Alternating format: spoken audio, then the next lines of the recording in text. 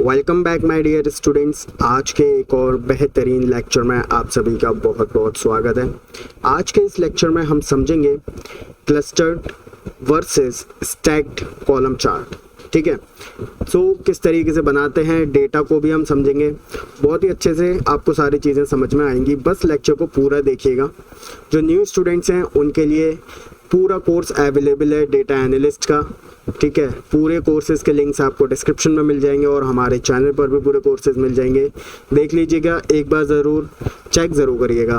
Okay, so students, आगे बढ़ने के साथ साथ इस वीडियो को लाइक करें, चैनल को सब्सक्राइब करें, जिससे कि आप हमारे साथ रेगुलरली कनेक्ट हो सकें और रेगुलरली सीख सकें।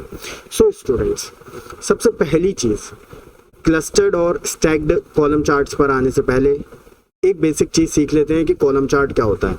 सो यहाँ पर अभी हम एक बेसिक सा कॉलम चार्ट बनाएंगे। ये डेटा आपको दिख ही रहा है।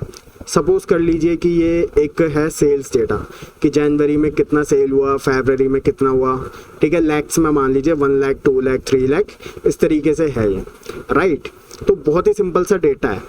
सो इसको सिंपली सेलेक्ट करेंगे और एक हम बनाएंगे कॉलम चार्ट। ठीक है, सो यहाँ पर आप आइए इंसर्ट में, एंड यहाँ पर ये जो क्लस्टर्ड वाला है ना, ये वाला, राइट, इसको ले लीजिए, फर्स्ट वाला। दिख गया क्लस्टर्ड, तो लेफ्ट क्लिक करो, ये आ गया। तो इसमें आप देखोगे कि जो डेटा पॉइंट्स हैं वो हमारे कॉलम्स के रूप में दिखाए जा रहे हैं। ठीक है, इस तरीके से। सो इसमें तो सिंगल सीरीज है डेटा की, ये आपको दिख ही रहा है।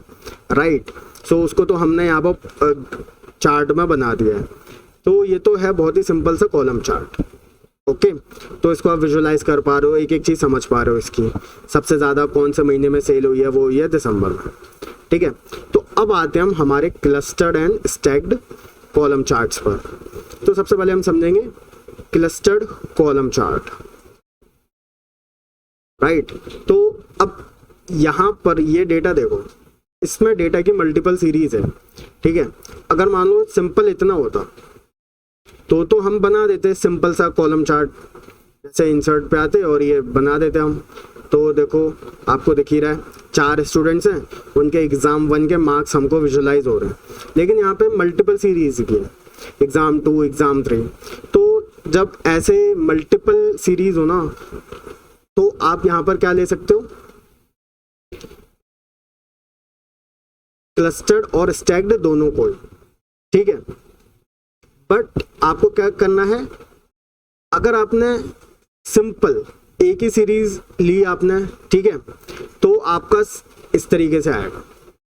अभी यहाँ पे हमने सिर्फ इतना ही सेलेक्ट किया था, लेकिन अगर हम सिंपल पूरा सेलेक्ट कर लें और अब मैं बनाता हूँ क्लस्टर्ड वाला, तो देखो ये पूरा इस तरीके से दिखा रहा है। अमन के 3 एग्जाम्स के मार्क्स, रोहित के 3 एग्जाम्स के, सोनिया के, जगमोहन के। ठीक है, ब्लू कलर वाला एग्जाम 1 है, ऑरेंज वाला एग्जाम 2 है और ग्रे वाला एग्जाम 3 है। ये पूरा हमको विजुलाइज होकर दिख रहा है, बहुत अच्छे से देख पा रहे हैं। तो ये कौन सा चार्ट है, क्लस्टर्ड कॉलम चार्ट। ठीक है, इसको साइड में रखते हैं। अब देखते हैं स्टैक्ड, ये कैसा दिखता है। डेटा सेलेक्टेड है हमारा ऑलरेडी, सेलेक्ट कर लेते हैं एक बार, इंसर्ट एंड यहाँ पर आके स्टैक्ड। तो स्टैक्ड वाला हमको कैसे दिखा रहा है, देखो, जो ये क्लस्टर्ड वाला है, मैं यहाँ पे लिख देता हूँ, C लिख देता हूँ, समझ में आ जाएगा, एंड यहाँ पे लिख देता हूँ स्टैक्ड। ठीक है, ताकि मतलब कंफ्यूजन ना हो।